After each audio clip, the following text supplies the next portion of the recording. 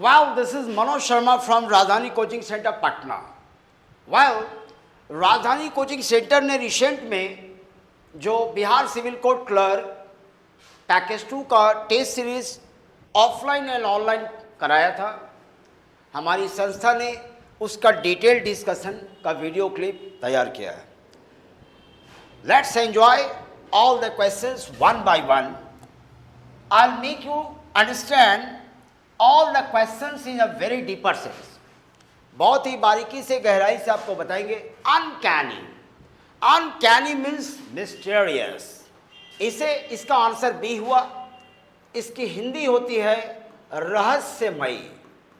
My dear, रहस्यमयी means रहस्यपूर्ण। रहस्यमयी means रहस्यपूर्ण। Mysterious का भी सेम मीनिंग है, आंसर बी हुआ। अनप्रोटेक्टेड मीन्स अनसेक्योर्ड, असुरक्षित। अनसेक्योर्ड, असुरक्षित। एक्सपोज का मतलब होता है पर्दाफाश। इसे कहते हैं पर्दाफाश। एक्सपोज का नाउन होता है एक्सपोजर। रिवील आउट, किसी चीज का रहस्योद्घाटन करना।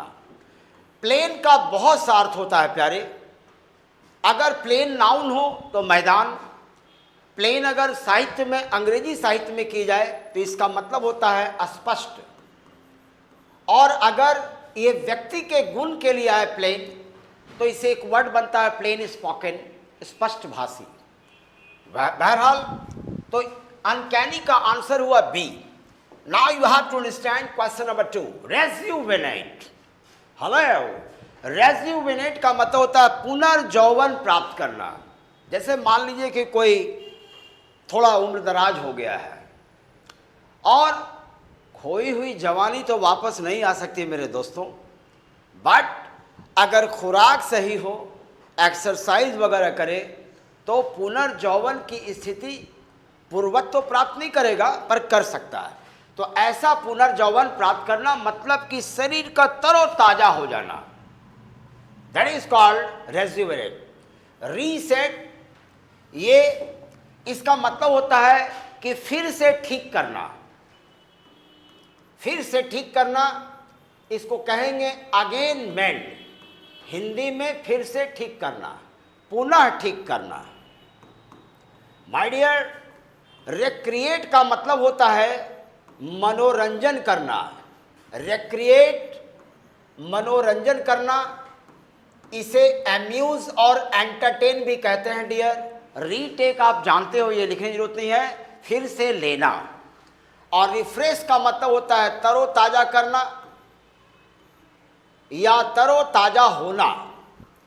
तरोताजा करना या तरोताजा होना। तो अगर किसी का शरीर फिर से बेहतर होता चला जाए तो रिफ्रेश्ड बॉडी होगा। That's why our correct synonym is D. Now you have to understand question number 3. Resplendent. My dear student, resplendent का अर्थ होता है अगर आप किसी चीज को भव्य, शालीन या आलीशान देखते हैं, that is called resplendent. हम लोग resplendent को कहेंगे magnificent. हमारा आंसर ए है।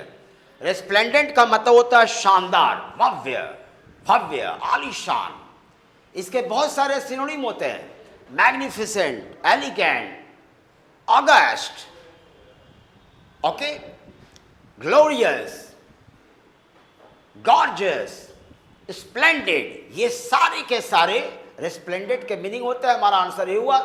एस्टोनिश का मतलब होता है आश्चर्यचकित। मैं इंग्लिश में लिख देता हूं प्यारे, सरप्राइज्ड।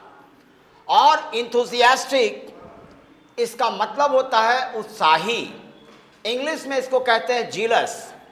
मैं आपको इंग्लिश टू इंग्लिश ज़्यादा लिखूंगा ताकि आपको बेनिफिट ज़्यादा हो। हिंदी तो मैं बोल ही रहा हूँ। जीलस का मतलब उत्साही, उमंग भरा, इसे जीलस भी कहते हैं। ओके, इसके बहुत सारे सिनोनिम होते हैं। एक्सुबरेंट, एक्सुबरेंट ये इंथुसियास्टिक का सिनोनिम है।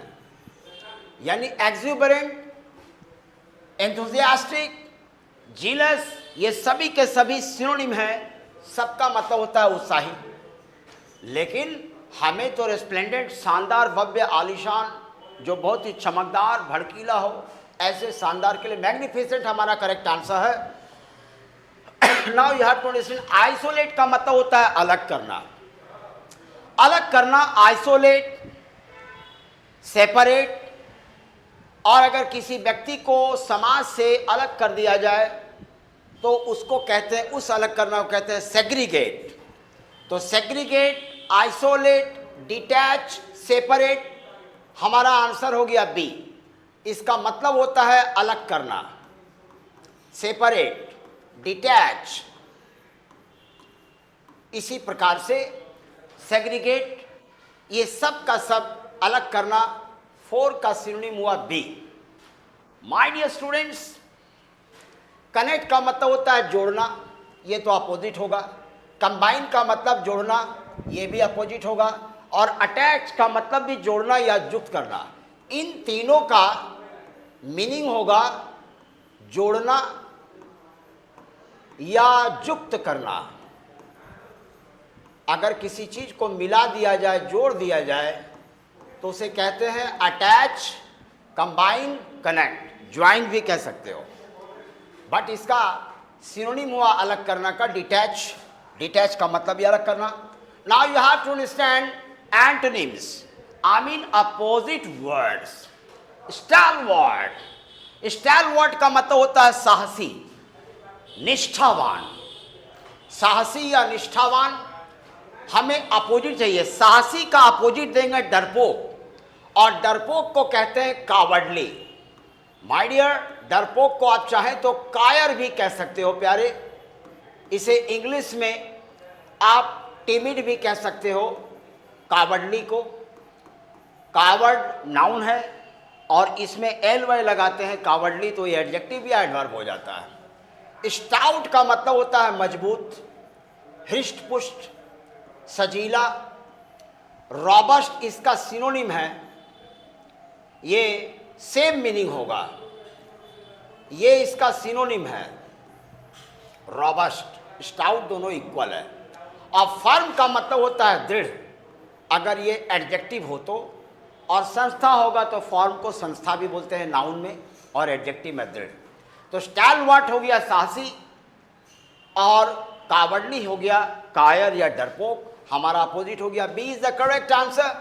Now you have to understand ebullient. Ebullient, इसका मतलब भी होता है उत्साही, एंथुसियास्टिक। अभी थोड़ी देर पहले मैंने बतलाया था, इब्यूलिएंट होता है उत्साही, एंथुसियास्टिक। मैं हिंदी नहीं लिखूंगा, प्रीवियस क्वेश्चन में मैंने लिखाया है इब्यूलिएंट, दैट इज कॉल्ड उत्साही। ये सी नंबर इसका सिनोनिम है। सिनोनिम मतलब सेम मीनिंग है, ब्यूएंट, एंथुसियास्टिक और इब्यूलिएंट, तीनों का मतलब होगा उत्साही, उमंग भरा। केयर फ्री होगा सारी चिंताओं से मुक्त, सारी चिंताओं से मुक्त।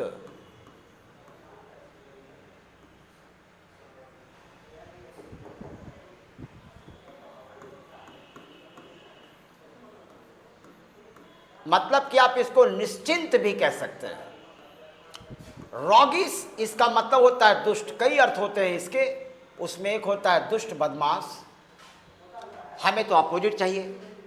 केयर फ्री, सारी चिंताओं से मुक्त, ये उत्साही का अपोजिट नहीं होगा। और ये सिनोनिम है, बुआइंट का मतलब भी होगा उत्साही, रोगिस हो गया दुष्ट, तो इसका अपोजिट होगा उत्साही का, एक उत्साह से भरा है और एक हताश है, इसका अपोजिट हुआ डिजेक्टेड। नाउ डू अंडरस्टैंड, ये वाला टू अंडरस्टैंड वायर्ड। वायर्ड का मतलब होता है अजीबो गरीब, विचित्र। इसे क्वियर भी कहते हैं, स्ट्रेंज भी कहते हैं, अजीब या विचित्र। एबनॉर्मल का मतलब होता है असामान्य। ये हमारा आंसर नहीं होगा, हमें अपोजिट चाहिए। अजीबो गरीब के लिए हम लोग कहेंगे अजीबो गरीब है मतलब विचित्र है, इसको हम लोग कहेंगे सामान्य। क्या कहेंगे प्यारे? सामान्य। तो विचित्र का अपोजिट में सामान्य होगा। हमारा आंसर हो गया डी, नॉर्मल। वाइड हो गया व्यापक या चौड़ा। साहित्य में व्यापक और गणित में वाइड को कहते हैं चौड़ा। अपैरेंट ये हो गया पारदर्शी। आप इसे चाहें तो अस्पष्ट भी कह सकते हैं। अगर कोई बात अस्पष्ट हो तो उसे भी अपैरेंट का मतलब एक क्लियर भी हुआ, पारदर्शी, आर पार दिखने वाला। तो वायर्ड का मतलब हो गया विचित्र, अजीबोगरीब, और नॉर्मल हो गया सामान्य। एक सामान्य है और एक विचित्र है। उस सेंस में डी इसका अपोजिट हुआ। Answer D. Now you have to understand, ये लास्ट क्वेश्चन है एंटोनिम का। एस्केलेट का मतलब होता है बढ़ना, धीरे धीरे ऊंचाई पर जाना। प्लंज का मतलब होता है छलांग लगाना। अगर कोई नदी तालाब में छलांग लगा दे उसको प्लंज कहते हैं। अब प्लंज का मतलब नीचे गिरना भी होता है। तो ये हो गया एस्केलेट, ऊपर चढ़ना। अब प्लंज हो गया छलांग लगाएगा तो नीचे गिरेगा, तो ये इसका अपोजिट हो गया प्लंज। प्रिटेंड का मतलब होता है बहाना करना। कभी कभी दिखावा करना भी होता है प्यारे। जैसे कि कोई जेंटलमैन होने का दिखावा करता है, तो ऐसा दिखावा करना के लिए प्रिटेंड का यूज आप कर सकते हो। अटैक तो आप जानते हो, आक्रमण करना, इसे इन्वेड भी कहते हैं सिनोनिम में। और एम्प्लॉय का मतलब आप सभी जानते हो, हम लोग एम्प्लॉयमेंट की बातें आप सभी एम्प्लॉयमेंट के लिए हैं, नौकरी में नियुक्ति के लिए। एम्प्लॉय का मतलब होता है नियुक्त करना। तो माय डियर स्टूडेंट्स, एस्केलेट हो गया ऊपर बढ़ना, अब प्लंज हो गया नीचे गिरना, छलांग लगाना, अपोजिट सी। नाउ ये वाला to understand idioms. Cake walk, इसका मतलब होता है बहुत ही आसान, वेरी इजी। कोई ऐसी चीज जो बहुत आसान हो, that is called something easy. Our correct answer is B, something tasty, मतलब कोई चीज है जो स्वादिष्ट हो। सी में कोई चीज जो मीठा हो। डी में कोई चीज जो आनंद मनाने वाला हो। लेकिन केक वॉक का मतलब होता है समथिंग इजी, बहुत ही सरल, बहुत ही आसान, बहुत सहज। आप इसे सरल और आसान भी कह सकते हैं। Now you have to understand the next question, nip in the bud. Nip in the bud का मतलब होता है कि इससे मैं विश्लेषण कर रहा हूं, इससे पहले कि कोई व्यक्ति समस्या बन जाए, शुरुआत में ही उसको डांट फटकार लगा के दंड दे करके उसको टाइट कर दिया जाए। शुरुआत में ही, अर्ली स्टेज में ही उसको हिंदी में कहते हैं कि इससे पहले कि वो फोड़ा बने, फुंसी को ही मार डालो, ना फोड़ा बनेगा ना कैंसर होगा। तो निप इन द बड का मतलब होता है शुरुआती दिनों में ही दमन कर देना या दबा देना। इसको कहेंगे टू डिस्ट्रॉय अर्ली। इसका मतलब होता है शुरुआत में ही नष्ट करना, यानी दबा देना। ये लेट में दबाना, ये आंसर नहीं होगा। ठीक है। टू फ्लोरिश इनटू फ्लावर, कली से जब फूल बनती है तो उसको कहते हैं टू फ्लोरिश, ये भी नहीं होगा। फ्रेज में तो मीनिंग कुछ और होता है। डी हमारा आंसर नहीं होगा। और ये है कलियों को काटना यानी तोड़ना, ये भी नहीं होगा। हमारा आंसर होगा टू डिस्ट्रॉय अर्ली। इसका मतलब हुआ कि शुरुआती दिनों में ही दमन कर देना, दबा देना। डिस्ट्रॉय का सेंस यहां दमन करना से। Now you have to understand no spring chicken. Hello my dear, no spring chicken, ये इसका मतलब होता है कि एक ऐसा व्यक्ति, a person who is no longer young, एक ऐसा व्यक्ति जो हमेशा जवान नहीं रह सकता, हमेशा यौनावस्था उसकी नहीं रह सकती। तो इसका आंसर सी होगा, नो स्प्रिंग चिकन। कोई भी बंदा हो ऑलवेज तो यंग नहीं रहेगा। तो ये इसका अर्थ हुआ। इसका हिंदी अर्थ हुआ हमेशा यौवनावस्था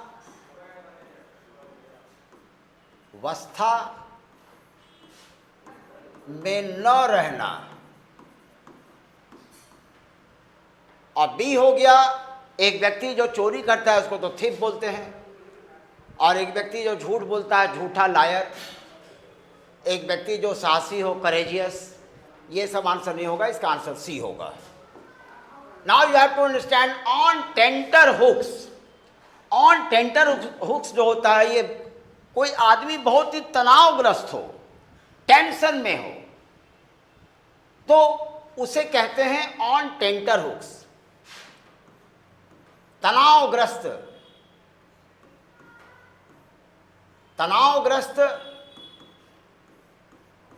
अवस्था में, that's called on tenter hooks. और correct answer is b, very angry बहुत क्रोधित, वेरी हैप्पी बहुत खुश, वेरी सैड बहुत उदास। ये नहीं होगा। टेंस का मतलब एक अर्थ होता है तनाव, ग्रामर में इसे काल कहते हैं और साहित्य में इसे तनाव कहते हैं। हमारा आंसर डी हुआ, second. Now you have to understand one word substitution. My dear students, the art of beautiful handwriting, इसे कहते हैं कैलीग्राफी। ए का अर्थ हुआ सुलेख कला, यानी खूबसूरत राइटिंग में लिखने की जो कला होती है उसे कहते हैं सुलेख कला। और बी नंबर में जो लिखा है क्रिप्टोग्राफी, इसका अर्थ होता है कूटलिपि। कूटलिपि किसको कहते हैं प्यारे? अगर कोड लैंग्वेज में, कोड भाषा में कोई चीज़ अगर लिखा जाए, जैसे रीजनिंग के बहुत से सवाल कोडिंग डिकोडिंग आपने पढ़ा होगा, वो सब क्रिप्टोग्राफी में आता है। कोड, क्रिप्टोग्राफी, कूटलिपि। और एक हो गया आपका एपिग्राफी। एपिग्राफी इसे हम लोग कहते हैं पूरा लेख। पूरा लेख क्या होता है प्यारे? प्राचीन काल में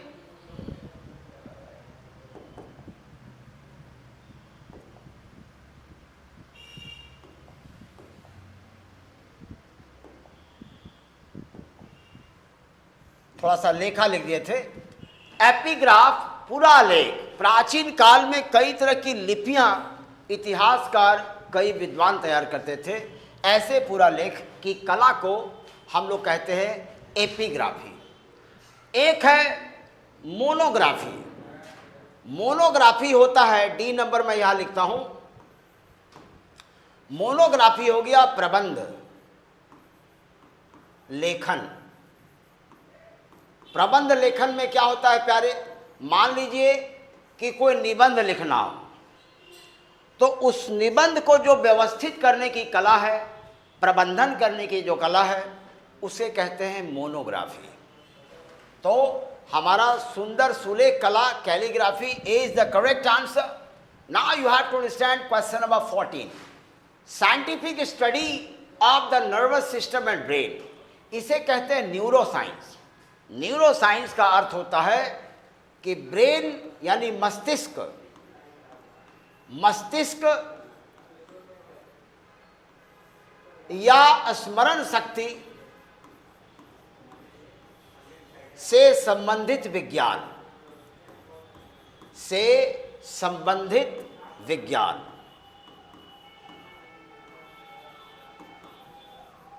तो न्यूरोसाइंस हमारा करेक्ट आंसर हुआ। नेफ्रोलॉजी हो गया किडनी से संबंधित विज्ञान। किडनी से संबंधित विज्ञान। साइकोलॉजी आप लोग जानते हो, मनोविज्ञान, ये एक विषय है।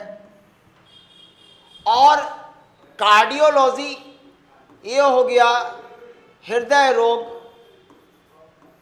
विज्ञान। शॉर्टकट में मैं लिख रहा हूं, हृदय रोग से संबंधित विज्ञान कहते हैं, हृदय रोग विज्ञान भी कह सकते हो आप। तो न्यूरोसाइंस, नर्वस सिस्टम और तंत्रिका तंत्र और ब्रेन, इसके स्टडी का जो साइंस होता है that is called neuroscience. The correct answer is a. और वन वर्ड का क्वेश्चन नंबर 15 देखिए, substance used for killing troublesome small animals like insects mice. कीट पतंग चूहा ये सब वगैरह को मारने के लिए जो औषधि होती है, पदार्थ होता है, सब्सटेंस, उसे कहते हैं पेस्टिसाइड। D number. तो इसकी हिंदी हुई हमारे आंसर का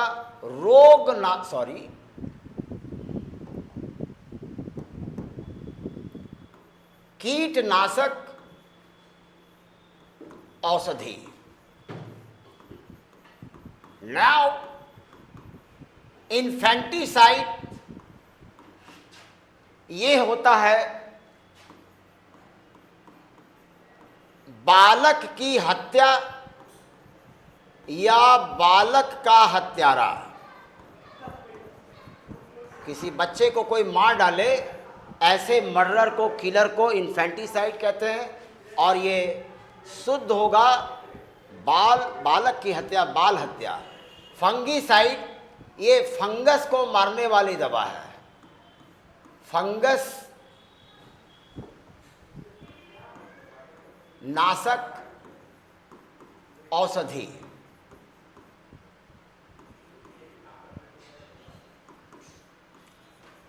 और होमिसाइड इसका प्रयोग होता है नर हत्या। हिंदी में इसे प्रयुक्त करते हैं नर हत्या के रूप में। किसी मानव की, किसी आदमी की हत्या कर दिया है, दैट इज कॉल्ड होमिसाइड। अगर जेनोसाइड होता तो नरसंहार होता। बहरहाल तो कीट पतंग को नाश करने वाली औषधि, इसको पेस्टिसाइड कहते हैं। करेक्ट आंसर डी हुआ। Now you have to understand spelling error. My dear students, इसमें स्पेलिंग एरर है सुप्रेनुएशन का। इसमें सिंगल एन गलत है, ये डबल एन होगा। तो हमारा आंसर हो गया ए नंबर, सुपर सही है। एन डबल होगा NNUATION।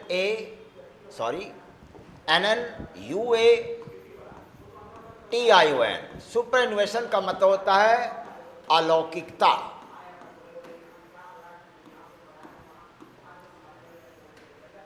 कंसेंसस ये सही स्पेलिंग है, इसका मतलब होता है चेतनापूर्ण।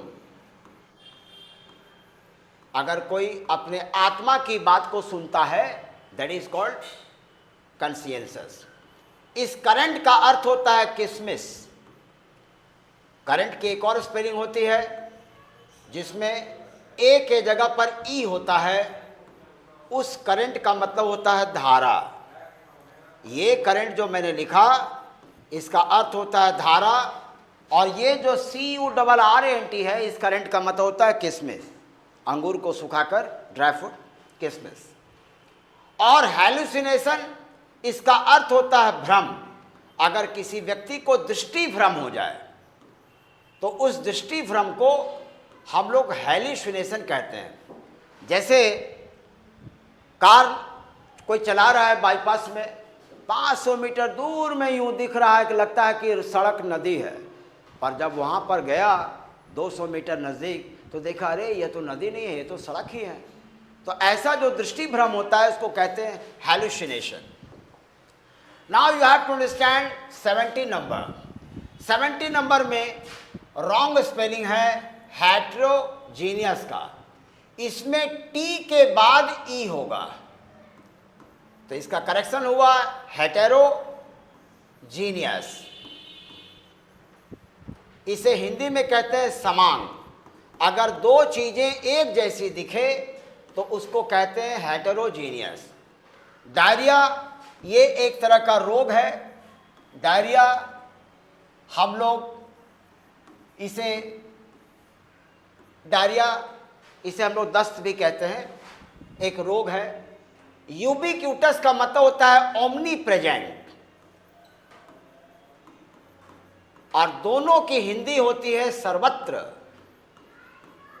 ओमनी प्रेजेंट सर्वत्र, ये इसकी हिंदी हुई। यूबिक्यूटस का। ये गॉड वगैरह के लिए यूज होता है, या कोई वस्तु कहीं पर उपलब्ध हो उसको यूबिक्यूटस कहते हैं, हर जगह है तो यूबिक्यूटस। स्पॉन्टेनियस, एक ही हिंदी हुई। स्पॉन्टेनियस को कहते हैं मतलब अचानक, यकायक। स्पॉन्टेनियस को स्वाभाविक भी कहते हैं। स्वाभाविक रूप से अगर कोई घटना घटित हो जाए प्राकृतिक रूप से तो उसे स्पॉन्टेनियस कहते हैं।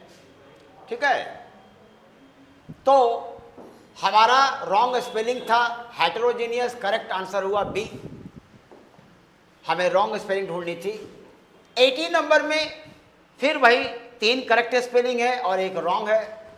तो इसमें रॉन्ग स्पेलिंग है कॉन्ग्लोमोरेट का। ये MO गलत है, O के जगह पर E होगा, कॉन्ग्लोमरेट। अब सबकी हिंदी जान लो।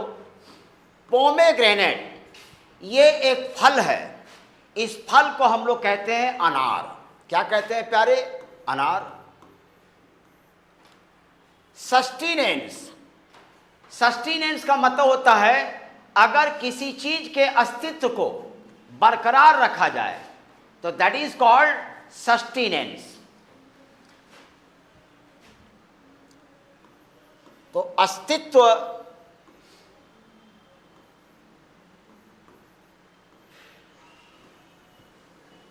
का बचाव मतलब अस्तित्व को बनाए रखना, इसे कहते हैं सस्टेनेंस। कॉमेमोरेट, अगर किसी की स्मृति में उत्सव मनाया जाए तो वो ऐसा उत्सव मनाना, इसको कहते हैं कॉमेमोरेट। किसी की स्मृति में उत्सव मनाना, जैसे श्राद्ध कर्म वगैरह किया जाता है ना, तो ऐसा उत्सव वगैरह जो मनाया जाता है उसे कॉमेमोरेट कहते हैं, या किसी की बरसी होती है तो रॉन्ग स्पेलिंग मैंने बतला दिया। हमारा करेक्ट आंसर सी है, करेक्ट स्पेलिंग ये होगी। अंडरस्टूड? कॉन्ग्लोमरेट, इसे, इसका अगर इंग्लिश टू इंग्लिश में मीनिंग बताऊं तो इसको कहते हैं एक्यूमुलेट। एक्यूमुलेट मतलब संग्रह करना, एकत्र करना। संग्रह करना या एकत्र करना, अगर कई चीज़ों को एक जगह पर एकजुट किया जाए तो उसे कहते हैं कॉन्ग्लोमरेट। कॉन्ग्लोमरेट को एक्यूमुलेट हम लोग कह सकते हैं, कंसोलिडेट भी कह सकते हैं, एकीकरण करना, एकत्र करना। तो करेक्ट हमारा रॉन्ग स्पेलिंग सी में था, हमें रॉन्ग स्पेलिंग ही ढूंढना था। Correct answer is A. Now you have to understand common errors. By the time the chief guest reaches the community hall, the function will start with deep prajwalan. My dear children, first of all I would like the rules.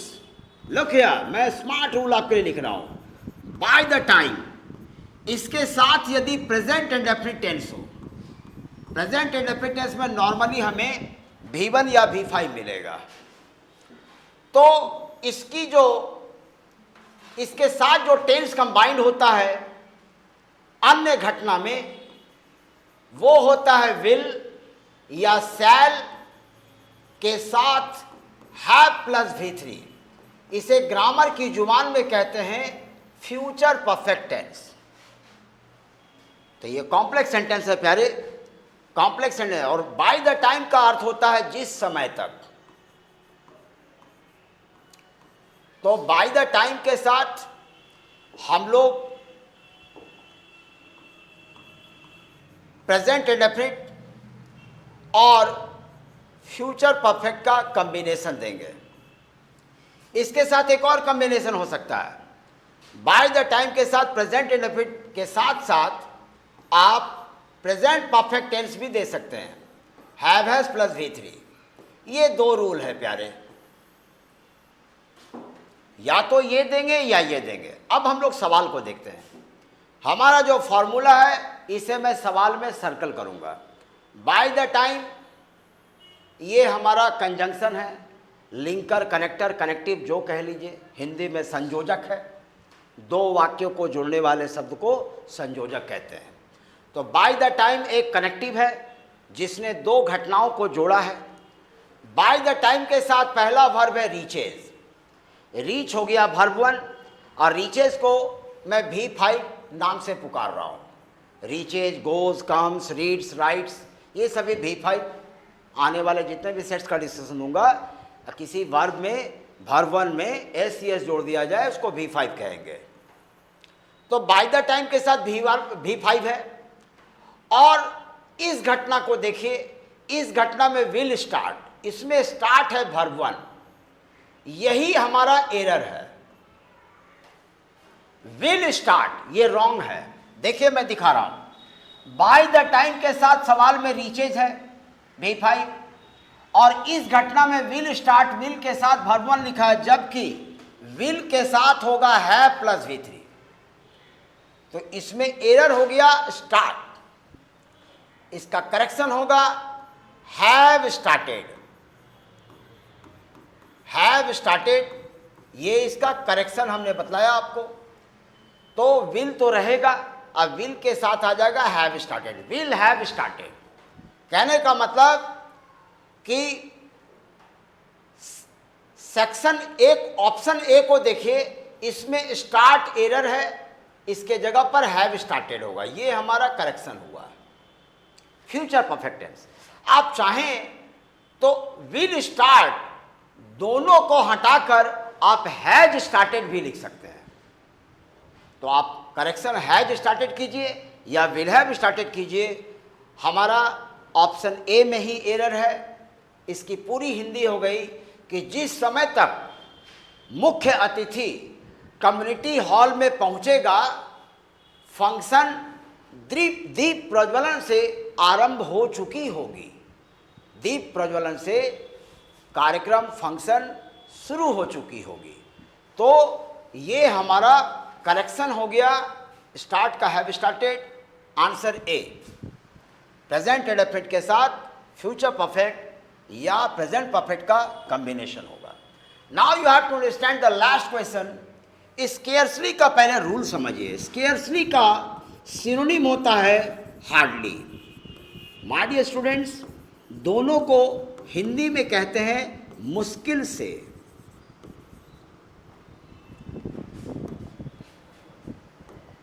दोनों को हिंदी में कहते हैं मुश्किल से।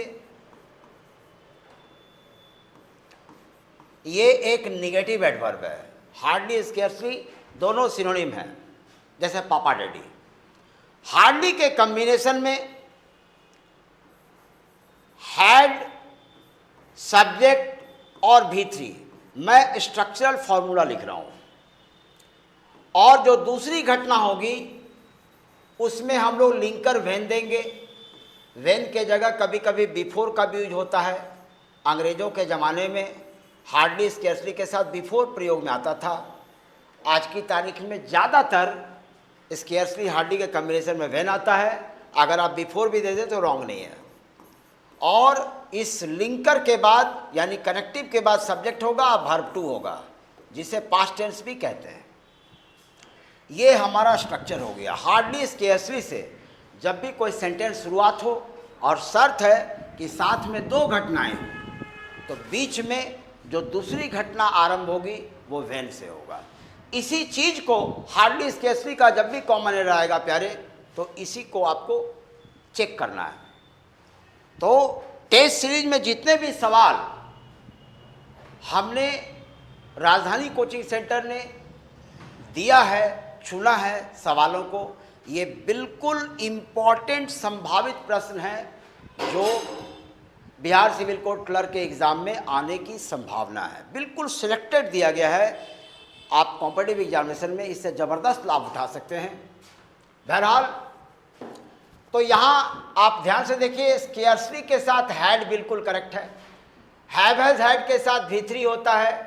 Approached भी correct है, लेकिन बीच में देन दिया गया है। ये देन एरर है प्यारे। यहाँ दूसरी घटना शुरू हुई है जिसमें द कॉमन पीपल सब्जेक्ट है और रस्ट है वर्ब 2 यानी पास्ट टेंस। तो यहाँ स्केयर्सली के कॉम्बिनेशन में देन दिया गया है, जबकि हमने स्केयर्सली के कॉम्बिनेशन में व्हेन सिखाया है या बिफोर। तो हमारा देन एरर है, देन ऑप्शन सी में है, ये देन है एरर, इसका करेक्शन होगा व्हेन। तो हमारा आंसर सी हुआ। बहरहाल इसकी हिंदी आप जान लीजिए। आंधी 180 किलोमीटर प्रति घंटे के रफ्तार से मुश्किल से आई थी कि लोग आतंक से इधर उधर भागने लगे। टू एंड फ्रो का मतलब होता है हेयर एंड देयर, इधर उधर लोग भय से भागने लगे। एक बार इसकी और हिंदी बतलाता हूं, पहले मैंने मुश्किल से कहा था, फिर कहता हूं। आंधी आई ही थी कि आम लोग सर्वसाधारण आतंक से इधर उधर भागने लगे, ये इसकी हिंदी हुई। तो देन के स्थान पर व्हेन होगा और करेक्ट आंसर इज सी। तो नेक्स्ट वीडियो क्लिप में second set. That's all for the day. Bye bye, see you.